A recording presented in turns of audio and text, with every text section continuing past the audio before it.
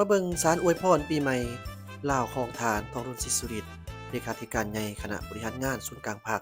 ประธานประเทศแห่งสปปลาวนอกจากนั้นเราก็จะมาเบิ่งโครงการใหญ่การร่วมมือกันระหว่างลาวและเวียดนามแล้วก่อนอื่นเรามาเบิ่งสารอวยพรปีใหม่ลาวคลองฐานทองรุนศรีสุริตเลขาธิการใหญ่คณะบริหารงานศูนย์กลางภาคประธานประเทศแห่งสปปลาวท่านได้กล่าวว่าพี่น้องร่วมชาติเพื่อนมิตรที่ฮักแพงทั้งหลายในโอกาสส่งท้ายปีเก่าปีมะเสงพศ2568และตอนรับปีใหม่ปีมะเมียพศ2569ที่จะมาถึงนี้ข้าพเจ้าขอส่งความเยี่ยมยามถามข่าวอันอบอุ่นและคำอวยพรอันประเสริฐไปยังพ่อแม่พี่น้องชาวลาวในทั่วประเทศพี่น้องชาวลาวที่กำลังดำรงชีวิตอยู่ต่างประเทศก็คือเพื่อนมิตรชาวต่างประเทศที่กำลังดำรงชีวิตและเฮ็ดเวียกอยู่สปปลาวทุกทั่วหน้าพี่น้องร่วมชาติเพื่อนมิตรสหายที่ฮักแพงปีมะเส็งที่กำลังจะผ่านพ้นไปเป็นปีที่มีความหมายความสำคัญและเป็นปีแห่งความภาคภูมิใจของปวงชนลาวทั้งชาติที่ได้ร่วมกันเฉลิมฉลองวันสถาปนาสปปลาวครบรอบ50ปีด้วยความเอกอังทะนงใจได้ดำเนินกองประชุมใหญ่ครั้งที่12ของพรรคการเลือกตั้งสมาชิกสภาแห่งชาติสุดที่10และสมาชิกสภาประชาชนแขวงสุดที่5ด้วยผลสำเร็จอย่างสง่างามปีที่ผ่านมาถึงว่าพวกเขาจะประเสริญกับสิ่งท้าทายนานาประการแต่ด้วยความสามัคคีเป็นปึกแผ่นภายในชาติการสนับสนุนช่วยเหลือจากประเทศเพื่อนมิตรและองค์การจัดตั้งสากลพวกเขาสามารถผ่านฟ้าความยุ่งยากและสิ่งท้าทายไปได้โดยดีและญาติไปพบผลสำเร็จที่เป็นหูประทับในหลายด้านรักษาได้ถึงเสถียรภาพทางด้านการเมืองอย่างหนักแน่นสังคมมีความสงบและความเป็นระเบียบเรียบร้อยโดยพื้นฐานเศรษฐกิจฟื้นตัวและขยายตัวด้วยท่วงท่าที่ดีขึ้นอิทธิพลบทบาทของทางสปปลาวในเวทีภาคพื้นและสากลก็ได้รับการเสริฐสู้สูงเด่นขึ้นเดิมและสืบต่อนำพาประเทศชาติก้าวเข้าสู่สังกัดใหม่แห่งการพัฒนาในสุขปีต่อหน้าพี่น้องฮักตาร่วมชาติที่ฮักแพงทั้งหลายปีมะเมียพศ2569ที่จะมาถึงนี้ทั่วโลกยังคงสืบต่อเผชิญกับความยุ่งยากสับสนที่เกิดจากผลกระทบของความขัดแย้งและการปะทะกันอยู่บางพื้นที่ดังนั้นจึงขอเรียกร้องมายังพ่อแม่พี่น้องและสุดก็คือทุกภาคส่วนในสังคมจงสืบต่อเชิดสู้นำใจรักษาและความสามัคคีเป็นจิตหนึ่งใจเดียวพร้อมข้างศูนย์กลางภาคและรัฐบาลพร้อมกันผ่านฝ่าความยุ่งยากที่จะเกิดขึ้นออกแห่งประกอบส่วนอย่างต่างหน้าเขาในการจัดตั้งปฏิบัติมติกองประชุมใหญ่ครั้งที่12ของพรรคและแผนพัฒนาเศรษฐกิจสังคมแห่งชาติ5ปีครั้งที่10ให้มีผลสำเร็จและเป็นรูปธรรมเสริฐสู้ความเป็นเจ้าประเทศชาติประกอบส่วนเขาในภารกิจการพัฒนาประเทศชาติอย่างแข็งแรงตามทิศสีเขียวและยืนยงให้มีผลสำเร็จพี่น้องร่วมชาติเพื่อนมิตรสหายที่ฮักแพงทั้งหลายในวาระอันเป็นสิริมงคลนี้ข้าพเจ้าขอส่งคำอวยพรอันประเสริฐให้พี่น้องร่วมชาติในทั่วประเทศตลอดถึงพี่น้องชาวลาวที่อาศัยอยู่ต่างประเทศคือชาวต่างประเทศที่ดำรงชีวิตและปฏิบัติหน้าที่อยู่สปปลาวจงมีสุขภาพเข้มแข็งมีความอยู่เย็นเป็นสุขมีผลสำเร็จในหน้าที่เวียกงานและขอให้ฉลองปีใหม่ลาวในปีนี้เต็มไปด้วยความเบิกบานม่วนชื่นและมีความสงบปลอดภัยทุกประการสบายดีปีใหม่พี่น้องร่วมชาติเพื่อนมิตรสหายที่อยู่ใกล้และอยู่ไกลที่นับถือฮักแพงทั้งหลายในโอกาสอันสง่าราศีที่พวกเฮากำลังพร้อมกันส่งท้ายปีเก่าพศ2025และต้อนรับปีใหม่สากลพศ2026ที่จะมาถึงนี้ในนามการนำของพรรคและรัฐและในนามส่วนตัวข้าพเจ้าขอส่งคำอวยพรอันประเสริฐมายังพี่น้องวันชาติทุกทั่วหน้าที่กำลังดำรงชีวิตอยู่ภายในประเทศรวมทั้งพี่น้องชาวลาวที่กำลังดำรงชีวิตอยู่ต่างประเทศพร้อมเดียวกันนี้ขอส่งคำอวยพรและความปรารถนาดีไปยังเพื่อนมิตรสากลจงมีความสุข และความเป็นสิริมงคลในชีวิตมาณโอกาสนี้ด้วยพี่น้องร่วมชาติและเพื่อนมิตรที่ฮักแพงปี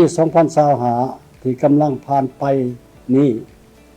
เป็นปีที่มีความหมายสำคัญยิ่งสำหรับสาธารณรัฐประชาธิปไตยประชาชนลาวที่ได้พร้อมกันเฉลิมฉลองบรรดาเหตุการณ์ประวัติศาสตร์ของพรรคของชาติเฮาอย่างเป็นขบวนฟดฟื้น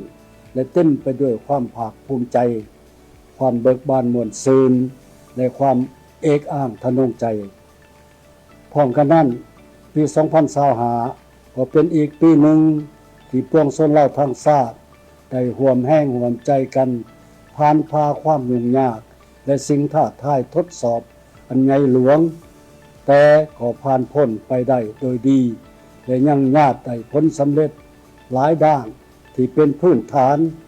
เป็นต้นแมนรักษาได้เสถียรภาพทางการเมืองอย่างหนักแน่น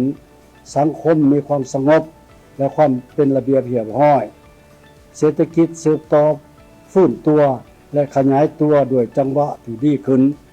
บทบาทของสปป.ลาวในเวทีภาคพื้นและสากลก็ได้รับการเสริฐสู้สูงเด่นขึ้นเติมอีกข้าพเจ้าขอแสดงความย่องย่อสรรเสริญที่ปวงชนลาวเฮารักษาได้มูลเชื่อแห่งความเป็นจิตหนึ่งใจเดียวอันใดประกอบส่วนสำคัญเข้าในภารกิจปกปักรักษาและพัฒนาประเทศชาติในปีที่ผ่านมาและขอแสดงความขอบใจอย่างจริงใจต่อการช่วยเหลือสนับสนุนของเพื่อนมิตรสากลเข้าในผลสำเร็จดังกล่าวของสปป.ลาวในปีที่ผ่านมาพี่น้องร่วมชาติบรรดาเพื่อนมิตรที่ฮักแพงทั้งหลายปีใหม่2026นี้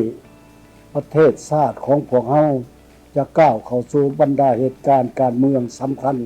ที่จะดำเนินกองประชุมใหญ่ผู้แทนทั่วประเทศครั้งที่12ของพรรคประชาชนปฏิวัติลาวการเกี่ยนเลือกตั้งสมาชิกสภาแห่งชาติสุดที่10และสภาประชาชนขันแขวงสุดที่5พร้อมกันนั้นก็เป็นปีเปิดฉากการพันขยายโครงการการเมืองของพรรคฉบับที่3และเป็นปีเริ่มต้นจัดตั้งปฏิบัติแผนพัฒนาเศรษฐกิจสังคมแห่งชาติ5ปีครั้งที่10ข้าพเจ้าขอถือโอกาสนี้เรียกร้องมายังทั่วพรรคทั่วรัฐและทั่วปวงชนลาวทั้งชาติจงสืบต่อเสริมขยายมูลเชื่อความสามัคคีเป็นจิตหนึ่งใจเดียวสุมกำลังแห้งและสติปัญญาเข้าในการสร้างการหันเปลี่ยนใหม่อย่างแท้จริงร่วมจิตใจบุกบืนสู่ชนยกสูงสติศาสตร์เอกราชเป็นเจ้าตนเองอย่างแข็งแรงพร้อมกันพัฒนาประเทศชาติอันแสนหักและห่วงแหนของพวกเฮาให้มีความเข้มแข็งและเจริญรุ่งเรืองยิ่งขึ้นในโอกาสปีใหม่อันเป็นสิริมงคลนี้ขออวยพรพ่อแม่พี่น้องทุกทั่วหน้าและขอส่งคำอวยพรอันประเสริฐไปยังเพื่อนมิตรทั้งหลายในทั่วโลกจงมีสุขภาพเข้มแข็งและมีความสุขสันติขอให้ปี2026เป็นปีแห่งความหวังใหม่ที่จะเห็นประชาชนในทั่วโลกของพวกเฮาได้ดำรงชีวิตอยู่ร่วมกันภายใต้ท้องฟ้าสีครามแห่งสันติภาพตลอดปีใหม่และตลอดไปเทินโชคดีปีใหม่ขอขอบใจ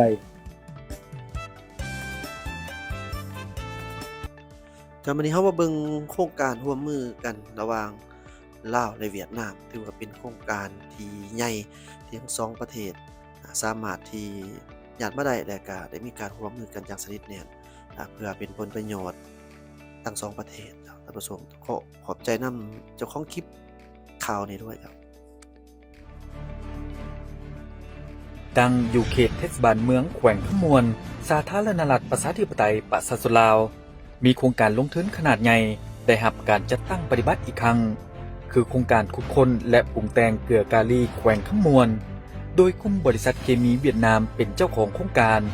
บริษัทเคมีและเกลือกาลีเวียดลาวหุ้นส่วนจำกัดเป็นผู้จัดตั้งปฏิบัติโครงการคาดคะเนมูลค่าการลงทุน492 ล้านดอลลาร์สหรัฐมีกำลังการผลิต 500,000 ต้นต่อปี พื่อสนองให้แก่การผลิตกสิกรรมและอุตสาหกรรมนำใส่เทคโนโลยีที่ทันสมัยเข้าในการขุดค้นบ่อใต้ดินและเป็นมิตรกับสิ่งแวดล้อมโครงการเป็นหนึ่งในสัญลักษณ์แห่งการร่วมมือยุทธศาสตร์ระหว่าง2ประเทศลาวเวียดนามวีนาเชมเป็นหนึ่งในรัฐวิสาหกิจขนาดใหญ่นอกจากจะมีบทบาทในแขนงอุตสาหกรรมเคมีของเวียดนามแล้วยังเป็นผู้นำหน้าในการร่วมมือกับสากลนำใส่ทุกกำลังแหงและร่วมสร้างอนาคตอันสดใสเดือนสิงหาปี 2024 กรมการเมืองของ2ประเทศได้อนุญาตให้โครงการดำเนินการจัดตั้งปฏิบัติอีกครั้งหลังจากได้รับการตกลงเห็นดีวีนาเชมได้หีบฮอนดำเนินการจัดตั้งปฏิบัติโครงการตามที่ได้อนุญาตเซ็นการบุกเบิกนาดินการก่อสร้างพื้นฐานโครงรางทางด้านเทคนิคเพื่อหับใส่เข้าในการก่อสร้างโครงการนำเข้าอุปกรณ์จากเวียดนามและไทยพร้อมทั้งสำเร็จการนำเสนอบทวิพากษ์ของโครงการและได้นำเสนอให้ภาคส่วนที่เกี่ยวข้องอนุมัติเห็นดีในวันที่ 2 พฤศจิกายน ปี 2025 บทวิพากษ์ดังกล่าวได้ตีราคาความอาจสามารถทางด้านเทคนิคผลได้รับและการพัฒนาเศรษฐกิจก็คือการสร้างเวียกเฮ็ดงานทำให้ท้องถิ่นปี 2015 ได้มีการดำเนินกิจกรรมต่างๆเช่นกองประชุมวิทยาศาสตร์สากลร่วมเฮ็ดเวียกคู่กับผู้ร่วมมือและธนาคารตกลงเห็นดีเกี่ยวกับสัดส่วนการถือหุ้นและสนองแหล่งทุนรัฐบาลลาวและเวียดนามต่างก่อตีราคาสูงความสำคัญของโครงการคือว่าแม่นสัญลักษณ์แบบอย่างแห่งการร่วมมือเศรษฐกิจระหว่าง2ประเทศวันที่ 12 พฤศจิกายน ปี 2025 ในกอบกองประชุมพบปะระหว่างท่านเฉลิมไซกรมสิทธิ์รองนายกรัฐมนตรีแห่งสาธารณรัฐประชาธิปไตยประชาชนลาวและท่านโฮดึกเฟิกรองนายกรัฐมนตรีแห่งสาธารณรัฐสังคมนิยมเวียดนาม2ฝ่ายได้เป็นเอกภาพกันหลายด้านเกี่ยวกับกรอบการร่วมมือของโครงการขุดค้นบ่อเกลือกาลีแขวงขมวนข้อเสนอของวีนาเชมเกี่ยวกับนโยบายสิทธิพิเศษลดเวลาประเมินผลความอาจสามารถของโครงการ